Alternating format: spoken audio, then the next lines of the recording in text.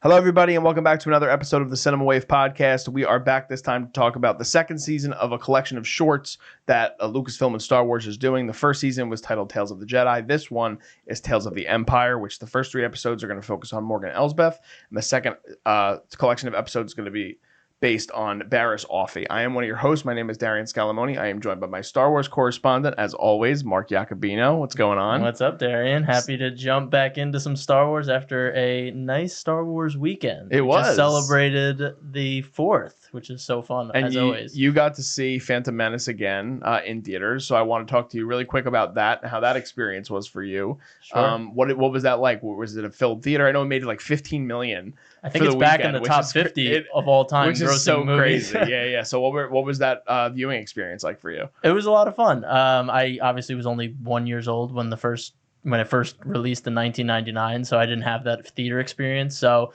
it was fun to go back and see these movies as they were originally intended. You know, seeing the 40th anniversary of Empire Strikes Back and Return of the Jedi were really fun. So this kind of just adds to that legacy. And, you know, the moments that I loved are still the moments I loved, and the moments that are not really that strong are still the moments that aren't very strong. But definitely watching it through a new lens, I think is always fun, especially a movie that is from your childhood, but then you grow up and see it in the theater and it's just a little different. But, you know, Darth Maul is still sick, pod racing is still sick, and Qui-Gon Jinn is still the man. Yeah, you never saw it on a big screen, I guess, prior to that experience, no, right? This was my first time in the theater. Did that sort of emphasize the experience for you at all, or sort of the same thing because you've seen the movie so many times? Yeah, I think with Star Wars, there's always a magic when you're in the movie theater seeing it. You know, when the title screen comes up, you see the Lucasfilm logo, like that all is very special. That just can't be replicated at home. And there was a good amount of people in the theater, some kids, some older people just coming to enjoy it again. So it was nice. I always like these re-releases that they're doing, and I cannot wait for Revenge of the Sith. Yeah. That is going to be the most electric re-release ever because people are just going to be screaming out all the big lines. I think that movie might wind up grossing like an additional $200 million because people love it so much. But yeah. So that was awesome. Glad you got to experience that. With Tales of the Empire, I think it was the only new release for the May 4th weekend this year. Yeah, except the Bad Batch series finale, but that was before. Which was that a was couple days before. beforehand. Yeah. So, you talked about this previously on some of our past podcasts, but for the people who maybe are checking this out for the first time, I have not watched a lot of Star Wars animation. It is not that I haven't wanted to; it's just time is always a thing, and there's always so many other things that I want to cover on the network and other things I want to watch and things like that. But I do want to watch Clone Wars. I do want to watch Bad Batch. I want to watch a bunch of other things. But I did watch Tales of the Jedi when it came out last year. Which is so random. So random. So random. I do think, I'm not going to lie, part of it is because they're shorts, so it's easier to get through them, I think. But this time we have Tales of the Empire. Like I said in the beginning, we had Barriss Offee and Morgan Elsbeth as the two characters. So I want to kind of pick your brain a little bit first, because I know of Morgan Elsbeth from The Mandalorian, obviously, and her story takes place during like the Mandalorian era, and Barriss Offee, I found out through you, that was a character that was in the Clone Wars, so I had no prior knowledge of her at all. So I want to know first what your thoughts were when you first heard that they were going to focus on these two characters for Tales of the Empire, and after seeing the episodes, without spoiling anything too much off the top. Sure. Were your thoughts correct or wrong? Were you more satisfied with what winded up happening with these two characters, or were you a little thrown off? Yeah, I was actually interested with the choices because they're not obvious choices, and they're not choices that will necessarily bring in new audiences to watch Clone Wars or animation in general for Star Wars. So I thought for that reason it was actually a good choice, because it was more chosen based off creativity and maybe needing to tell these stories instead of more of like a money grab or a money move from Disney. So going into it, I was actually very intrigued. I had high hopes that these stories would really flesh out these characters more, especially Morgan Elsbeth, because we really only see her as obstacle in the Mandalorian and in the Ahsoka verse.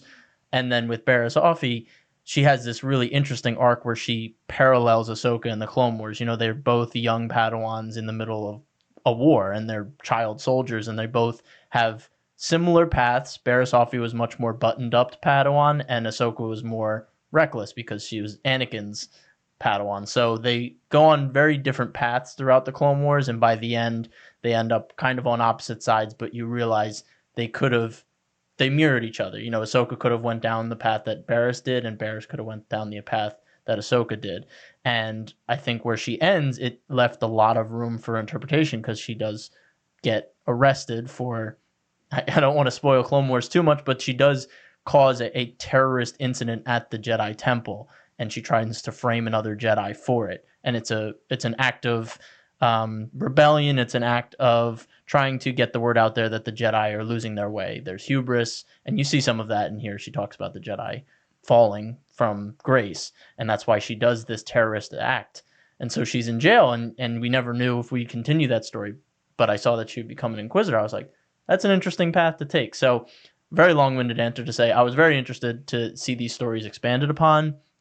Coming out of it, I was a little bit disappointed with the execution of the stories. I think the concepts of where they take the characters is good, but I think the format that Tales has kind of inhabited with the 6-episode shorts has kind of limited the stories that they can tell. I feel Barriss Offee needed more episodes to really flesh out her fall and then redemption, where Morgan Elsbeth, I think we talked about off camera, starts really strong and then kind of just tapers off by the end. And I was hoping to get a little bit more as to how she gets into the situation she's in Mando, and then being so integral in Ahsoka. So that's my overall thoughts. What did you think about it as someone who, again, is newer to animation and didn't know anything about Barriss Offee going in? Yeah, so ironically, I actually liked the Barriss Offee episodes, I think, more than Morgan Elsbeth.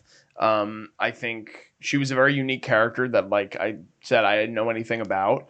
And it's interesting now to see the side of it in which such a major spiraling event starts her off, where we see her as an inmate. And you don't really know what to make of that. Like, to me, I was just thrown off by that because, again, I don't know what came before it. However, the redemption arc did work for me because I did have a belief in terms of, and I think it's a credit to the voice acting. And I don't want to butcher the name, but it was Meredith Salinger who does the voice acting for Barriss Offee, and I think she does a really great job of being able to articulate all the different sides of Barriss.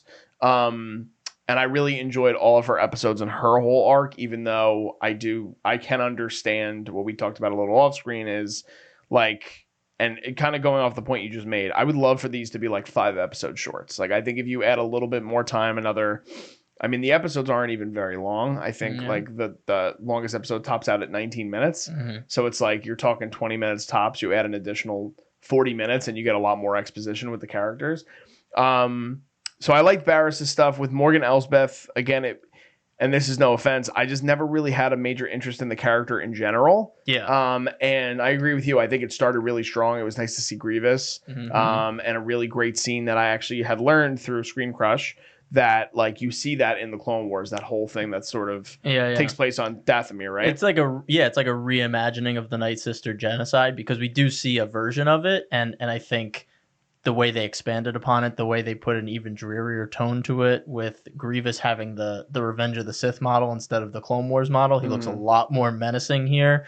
And it just shows the scale of the genocide, because in the Clone Wars, you really just see the one encampment.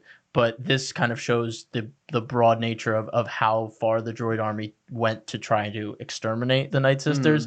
So I really enjoyed this reimagining of it. And if, for someone that hasn't seen Clone Wars, this was probably just really cool to see and get introduced to. Yeah, it's a real massacre, and they do a really great job through the animation and through the storytelling of being able to make you feel sorry for Morgan in the beginning and what their whole clan of Night Sisters kind of go through, and she watches the death of her mother, and it's brutal. But as you were saying too, with episodes 2 and 3, like, I do like in episode 2, I was talking to you off screen as well about my favorite thing with her arc is probably the conversation with Thrawn. But it's just kind of a testament, I think, to Lars Mikkelsen and just how great he is in that character, embodying that character, whether it's through animation or live action. And he's just so menacing, and everything is calculated that he says, and everything that he talks about, he talks through with passion and vigor, but also with intelligence, like way deeper than I feel like a lot of other Imperials have talked about throughout the time. But it's interesting to see where they end up with her character, because I thought that the last episode was very just like it was like, Okay. All right. And then I was already ready to move on to the next character because it ends that way. Yeah.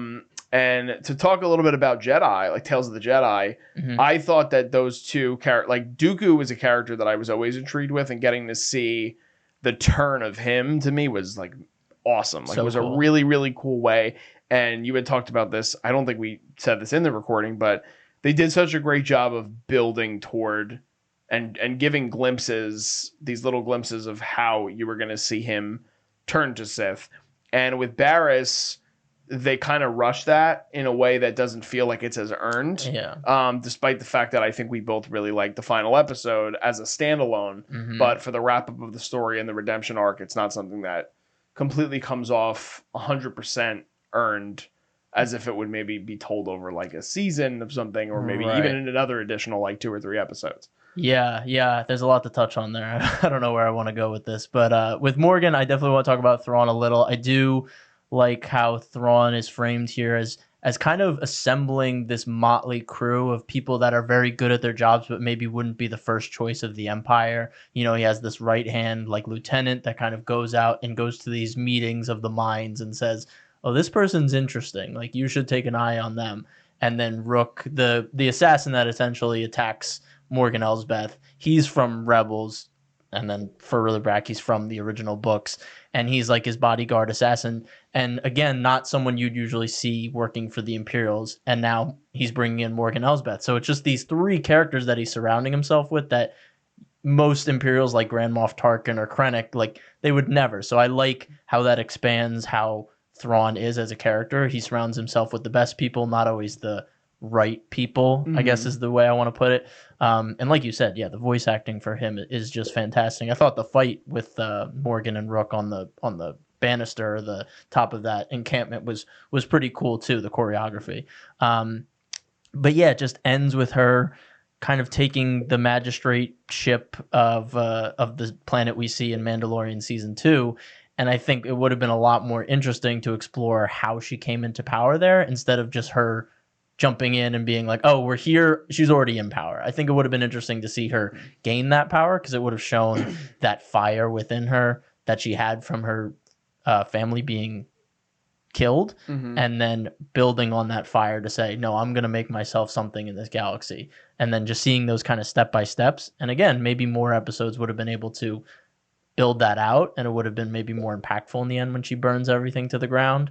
But yeah, it just felt like we didn't get a lot out of her, or even the whole Night Sister magic and how Thrawn learns from her the Night Sister magic that he uses in the Ahsoka series or the different galaxies. Like, that all feels like it would have been much more interesting to explore than her killing New Republic senators. Yeah. In the place. It didn't seem like the most interesting story to tell. So yeah, that was Morgan. What were you gonna say there? I was gonna say that even in terms of like even that second episode, when you go from the ending of the first and you jump into she has that meeting with who, is it the Galactic Senate? Who is she talking to? She's just talking to like higher ups in the Imperial military. Yeah. And she comes back to their town, and there's such in terms of the way they frame it, there's such a real hatred from the townspeople, and they're like, you made us do all this stuff and you said we were going to be rich because of it. I wish they'd touch more upon like, how did that come to be? Yeah. What were those interactions like? Like, how did they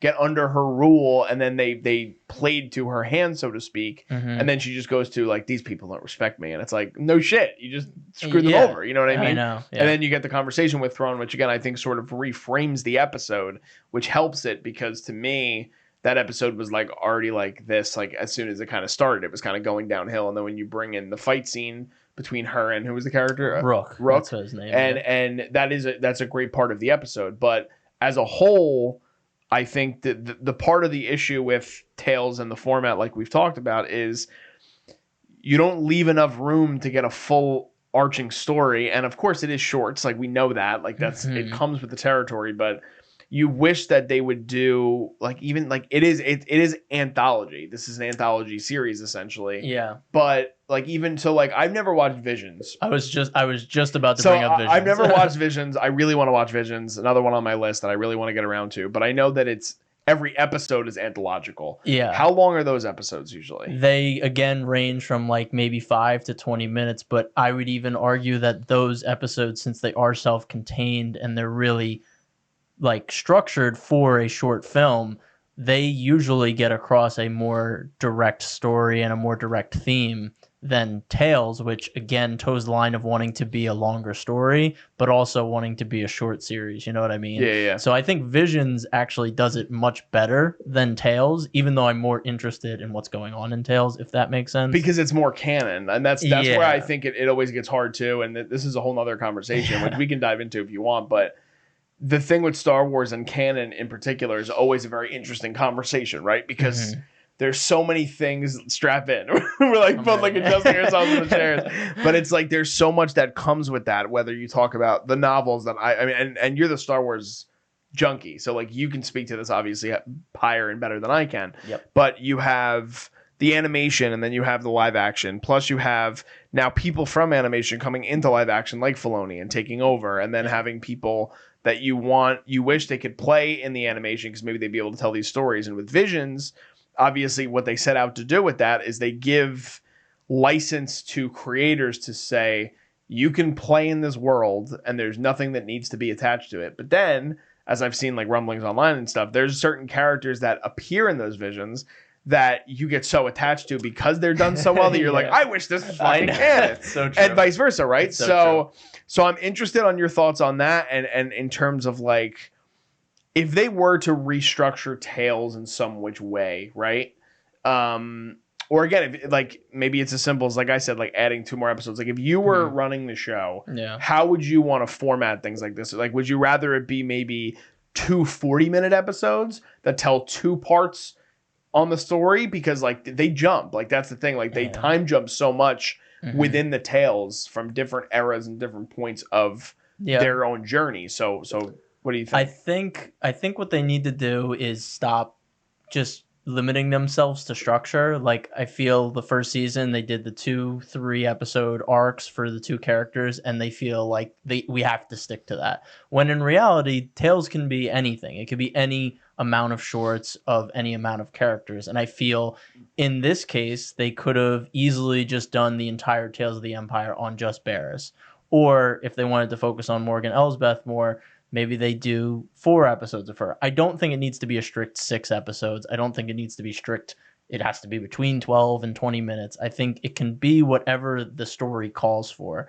And, you know, I've always talked about, you know, Asajj Ventress. I've wanted to see her book adapted in Tales, and just take that book and do it over the whole 6 episodes and just tell a complete story. And you're not committed to doing multi-seasons of it. You're not committed to continuing the story after that. You can just tell a self-contained season of storytelling, which I think is really cool. Like these mini series that HBO does, or like a limited series for Star Wars. I think that would be really cool. So that's how I would restructure it. I just don't think that they need to follow these strict codes that they set out for themselves that we've talked about with live action. Needs to be 8 episodes, needs to be, you know, 30 to 45 minutes, and only get like an hour-long episode once in a while. Just, I feel like they need to just say, how long does this story need to be? Like Andor. 12 episodes. We need 12 episodes. We need to tell 3 4-part arcs. Okay, there you go. Yeah. Do that, because that's the full story. So that's kind of where I would go with it. But it just seems like they're kind of locked in now. Like they've locked themselves in. Which I think is like, it's not good for, like you were talking about, the storytelling in general, because you handcuff yourself to something that's so rigid. And it usually doesn't, like, I feel like when in certain shows, when you do things like that and you stick to things like that, that's where it hurts you. When, like, if you take more risks, and this is for, if you're a Star Wars fan watching this, you don't know where I'm about to go, you can tune back in like a couple minutes. But like The Bear, which I know we both watched. Yep. They have a whole, like the whole show is 20 to 30 minute episodes essentially. And then in the middle of this season 2, they have this 1 hour Thanksgiving episode that is, you get insane guest stars galore. And it's like one of the greatest, like it's regarded as one of the greatest episodes in the history of television. And if you don't have the risk and you don't take the chance on something like that, which, think about, like, the other thing is with the creative license of Star Wars, they should be able to have more freedom to do that. Right. which we talked about a little bit off camera, like Andor, we're both huge proponents of it. I think it's one of the greatest things they've ever done in Star Wars. And it's because they had somebody come in with this real story that he knew exactly how he wanted it to go. And like you said, he laid it out for them. He's like, I need 4 3-episode chunks, and this is how we're going to do it. We're going to do it across 2 seasons, and that's going to get us to where we need to get to Rogue One. Mm-hmm. And that's awesome. And then you're going to get that, and we're going to feel very satisfied by it. And of course, at the end, you're still going to be like, oh, it's like cake. It's like, I want more. You're always going to feel that way. Mm-hmm. But you want something that feels a lot more satisfying at the end. And I think the issue with, for me, and you can speak more to this too, because I know you watch a lot of the other animated stuff, and it might be different for Bad Batch and which just ended. Mm-hmm. But it's like, for me, I'm wanting something to wrap up the way like, for me, the first season of Mandalorian and the second season of Mandalorian wrapped up so perfectly. But then we've talked about it. It's like you put those other two episodes of The Mandalorian in the Book of Boba Fett, and it's like, well, that's like, they kind of got away with that, but it actually ended up helping the show doing something like that. Book of Boba Fett, yeah.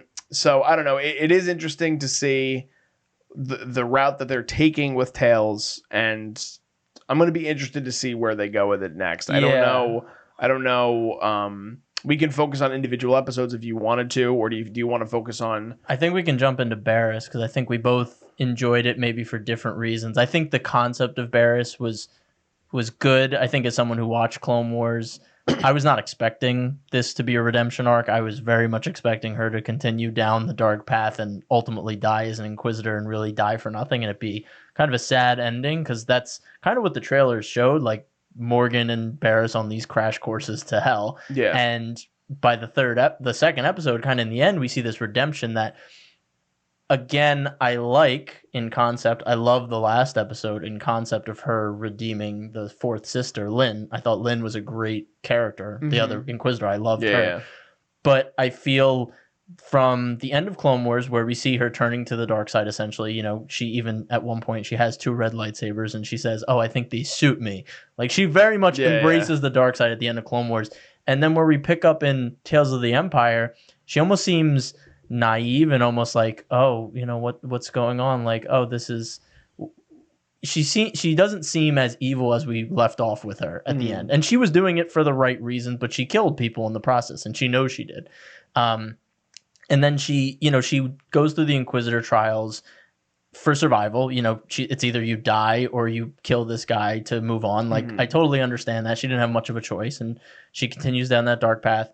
And then the next episode, the first mission that essentially we think it's her first mission, because she seems very naive to everything. Yeah.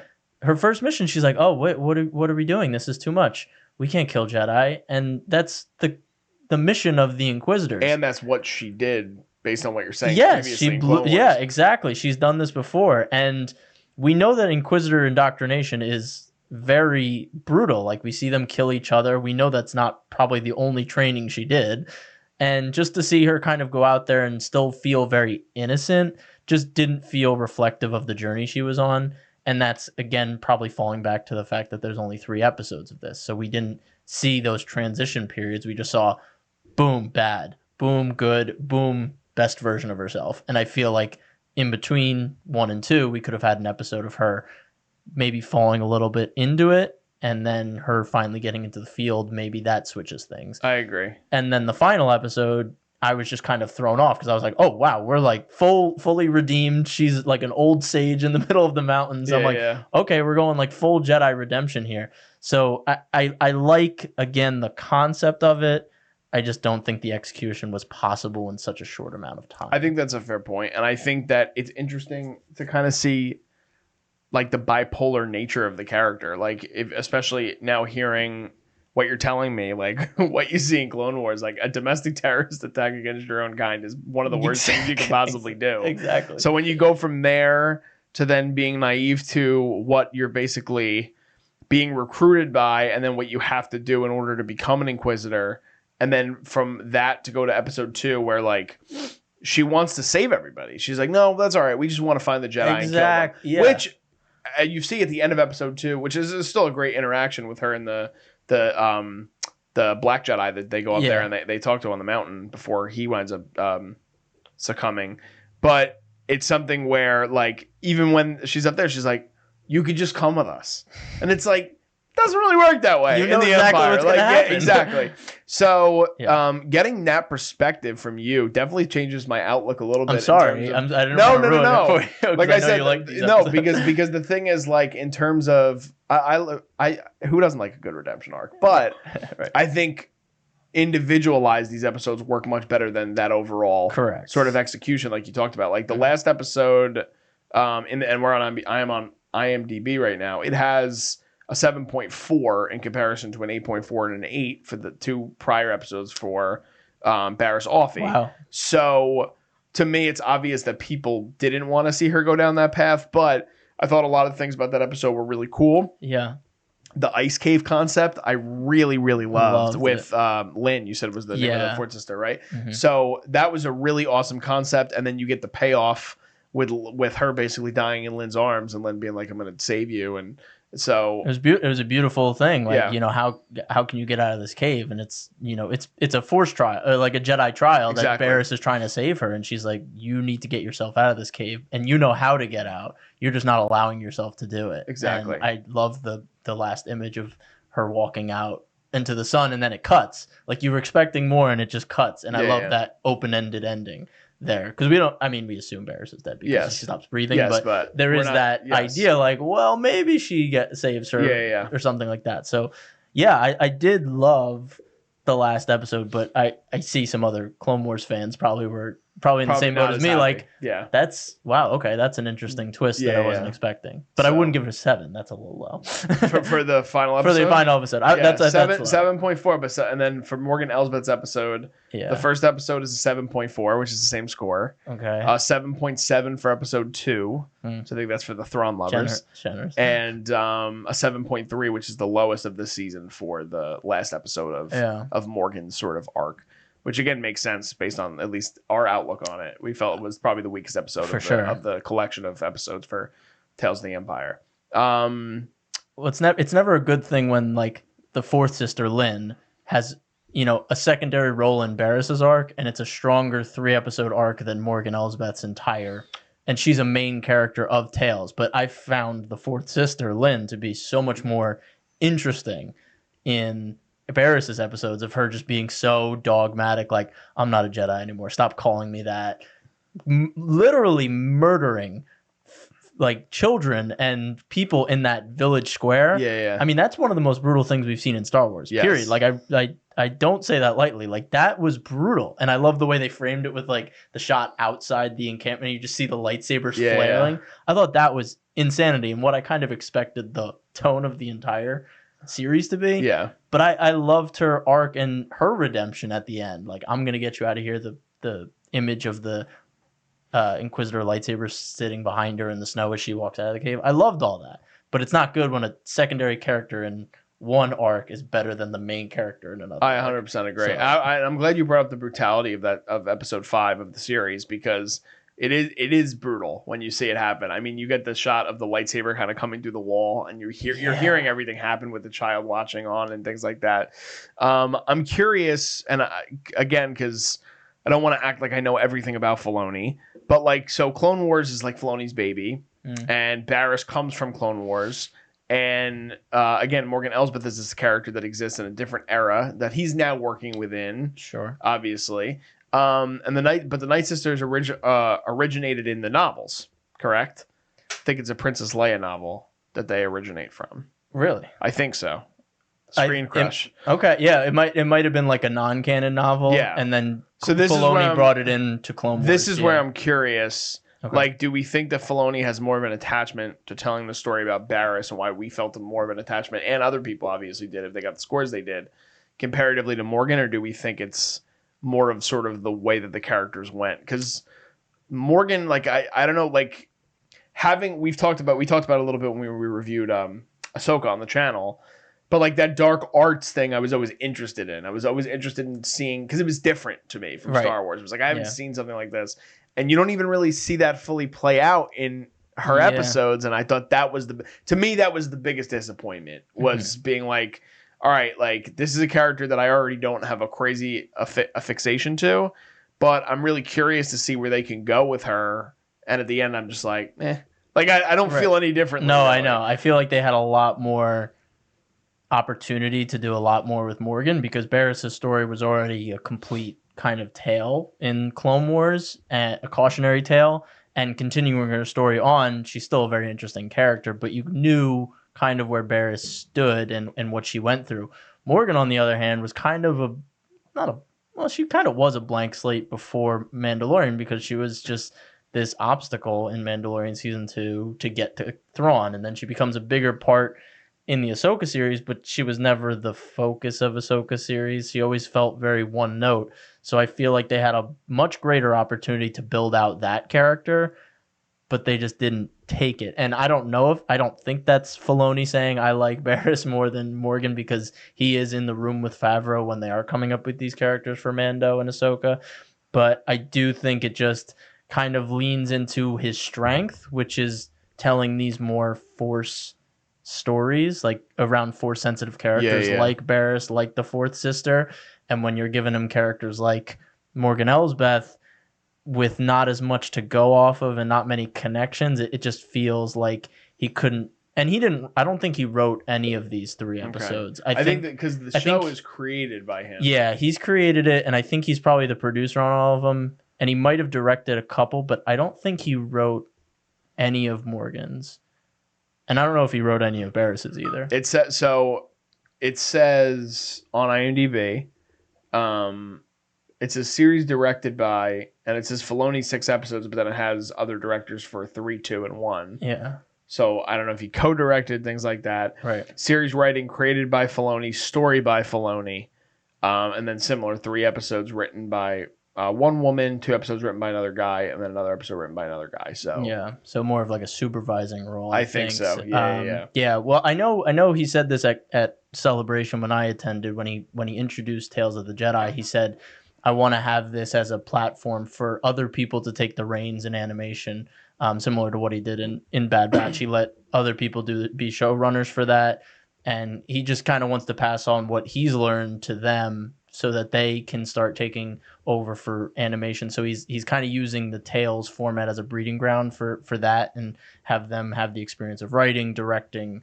these animated episodes to hopefully lead future ones. So I think here that's maybe what he's doing. Again, unfortunately, I think the Morgan Elsbeth ones did fall a little flat. Yeah, I was gonna say something else, but I forget. Did you have something else you were gonna go off of? I'm not sure. For Morgan's episodes, like I said, I think they're pretty cut and dry in terms of like it's just kind of missing a lot of the meat on the bone, so to speak.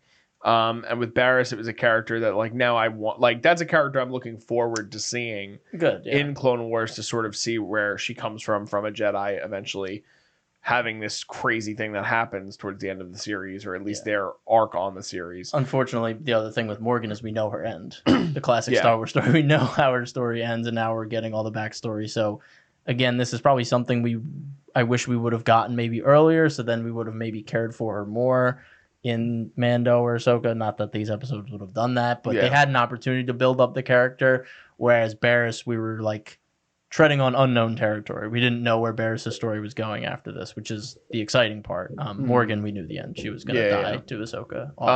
I have a question, and then we can probably wrap it up with scores. Sure.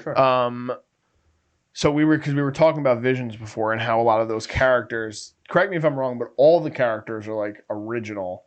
And each studio full creative freedom to do whatever they want. And none of them are taken from canon or books or anything like that, right? No, not that I'm aware of. So they're all original characters, all getting their own stories within Star Wars. Yeah. How would you feel, and how do we think the fan base would feel, if for the next season of Tales of the Jedi or Tales of the Empire, that they decide to give us a completely new character? How do we think that would sit? Because I'm sitting here and I'm thinking like, I would be really interested in seeing how they would do that, especially considering the format that they do, if they stick to it, which knowing them, they will, but they jump around in time with these characters. So like, let's say you have a character that's completely original and they jump from different time periods, or like you see a character that starts to originate maybe a little before the Mandalorian era, but then you're sitting there and you're like, well, we have all these shows within the Mandalorian era where we haven't seen this character, which I do understand. I feel like a big part of it And it's not just Star Wars, it's Marvel, it's DC, it's all these connected universe, Godzilla and fucking Kong now, where like all these characters need to interconnect, right? Yeah. So I'm curious on what your thoughts would be if they decide to go that route, and is that something you think you would want to see? And how do you think the fans would sort of approach that if they decided to go, if we covered 2 characters every season, and for Tales of the Jedi or the next installment of Tales of the Empire, we get an entirely new character that's either on the side of the Empire or the Jedi. Well, you know me. I'm always proponent for new Star Wars, getting outside the main characters that we all know and love for good reasons, but, it does limit creativity, and the canon does become restrictive when you're so tied to it.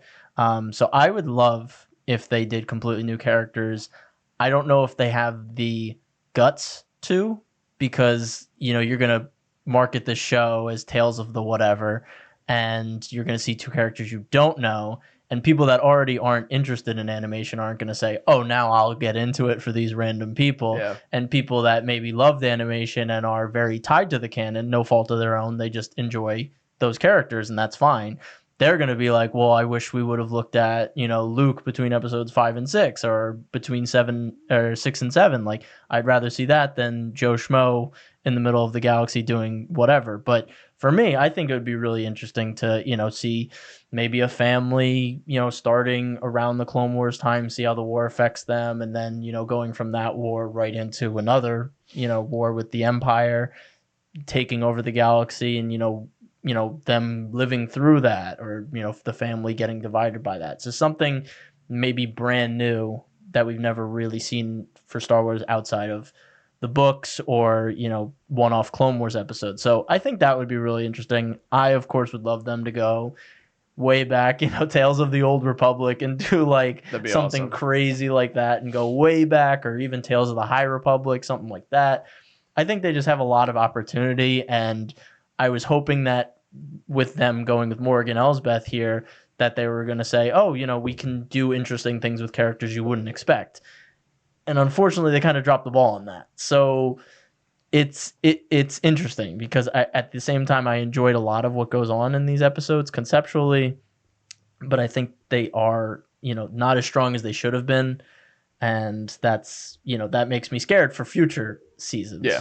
So, I think that's where I stand. What about you? No, I think that's a fair point. I'm the same as you. I just like to see new things in Star Wars that don't have to always connect to other things. Like Mandalorian was something that really made me feel a lot more connected to Star Wars than I ever had when it first came out, because it was something that I didn't have to know all these things about. Right. And obviously I understand the whole Baby Yoda of it, Grogu, like he's an awesome character, and it's grown into this whole thing. And it's gotten me more invested in Star Wars because of that, though. But that started because the origin of a character that we haven't seen before, right? However, like the Old Republic is an era that I unfortunately have no knowledge about, basically. So that's something I would love to see them do, whether it's an animation, and I know that the games, people love the games, and the New Republic, we're going to start getting things, and I do reference, or I think about often that graphic that they showed. I don't remember if it was Comic-Con or if it was Celebration, where they do the Marvel timeline, and they start to show all these different periods that they're going to jump back and forth to, which I do think is a good thing. I do think that kind of throwing us into different time periods to keep our interest peaked is a good thing, and it's smart that Star Wars is going in that direction, because as many people often say when they want more Star Wars, it is a galaxy that is vast and it is large. So we don't need to just stick with the Skywalkers all the time. We don't have to do that. Right. So yeah, if they decide to go for the next season of this anthology show, this collection of shorts, and they go Tales of the Old Republic or Tales of the High Republic, I would love to see that. That'd be that cool. Would be something I'd be really interested in. Tales of the Bounty Hunters. I don't know. I mean, they can do a lot of things.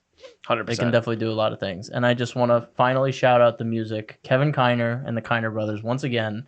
I don't know how you guys have scored Ahsoka, Bad Batch, and this all in a 1-year span, and they all feel Star Warsy, but they all are very different in their own ways, and nothing feels like it's recycled or inspired by the other. I just shout out to Kevin Kiner and the Kiner brothers for the music in this. I thought that's so fantastic. I can't wait to listen back in streaming. And the animation in this, again, is pushing the boundaries of what we've seen in 3D animation. this is going to sound really dumb, but the soil and like the foliage on the ground, as someone who watched Clone Wars and everything used to be very flat and very boring, now seeing like the soil being super dynamic, I was just like, I need the next show. Like even Bad Batch didn't look this good. And I'm like, I need the next show to be all this. I need this animation quality for the entire show. Because I think from a directing and cinematography point of view, I think Tales, both the first season and this season, have excelled in that compared to other Star Wars shows. So I think there's a positive to take from there that I hope they incorporate into shows moving forward. So just wanted to talk about animation and score before we did scores. No, I 100% agree with you. And I think like it's not that I'm not an animation fan. I just don't think I watch it as much as you and as Vinny and Mikey do. Yeah. But I definitely can appreciate when it's done in a very artistic way, and it's very different than other things that I've seen. Mm-hmm. And I do think that both seasons of Tales have done a really great job of piquing like someone's interest who is not like an animation junkie, even though I do love the medium in general. And for all the people that are out there that do think it's for children, you're an idiot. Liars. So, yeah, you're liars and you're idiots, and it's made for everybody. And that's why we watch these things, because you still get very compelling storytelling, whether it's through animation or live action or whatever it may be. And Darth Vader was in this. I forgot that. Yeah, that's the thing. They showed the image. I think it was, I forget who it was that posted on Twitter, but it was like the day before it dropped. They were like, Darth Vader will be in Tales of the Empire. And I was like, interesting. And then it's very short. I knew it was good. I was like, it's very cool, but it was going to be short. I was like, not a chance. Yeah, it was going to be like a very big appearance. No, it wasn't. But on the other hand, a massive shout out, like Mark said, to the Kiner brothers for doing all the incredible work that they do all across Star Wars, as well as the animators that work very hard on these series, as well as all the animation department is remarkable in Lucasfilm and Star Wars. Yes. So so we can go into scores. I can give it a score first. Sure. I'll give the overall score because the thing is, I was way more attached to Barriss' story, and that would get a higher grade if that was separate. Mm-hmm. But we have to grade the series as a whole. Absolutely. So I'm going to give it a 7. So I wanted to get a little higher. I was thinking 7.5. I really liked Barriss' story, but Morgan really dropped the ball for me. Mm-hmm. And like, it sucks coming into a series where like I was never really interested in Morgan as a character from what I had seen in live action.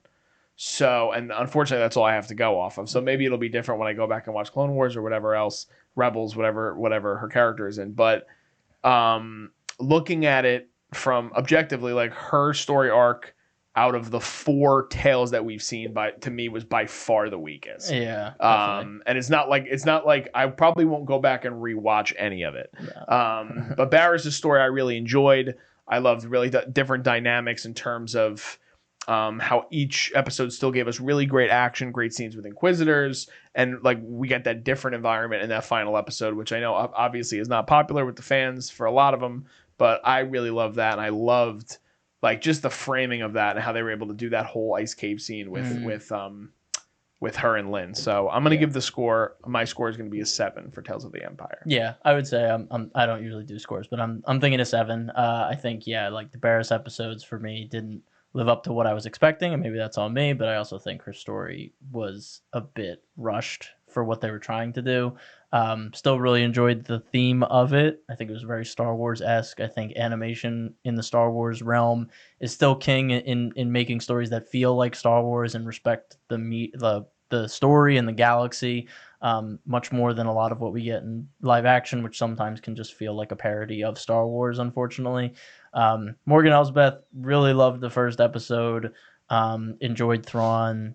Last episode, nothing really to take from it. So I would say same kind of reasoning as you. Maybe would have been a 7.5, but brought down by Morgan, unfortunately. Yeah, unfortunately. But so, 7. Anyway, guys, if you guys enjoyed this episode, please be sure to leave us a like. Let us know in the comments what you guys thought about Tales of the Empire, which was one of the last things, I guess, that kind of came across the May 4th weekend this year for Star Wars. Let us know who you guys are interested in seeing, maybe if they decide to go with a second installment of Tales of the Empire. We'd love to talk to you guys in the comments and kind of sort of interact with you guys. And we love talking nerd stuff with you guys. So please be sure to leave us comments and let us know what you guys think for sure.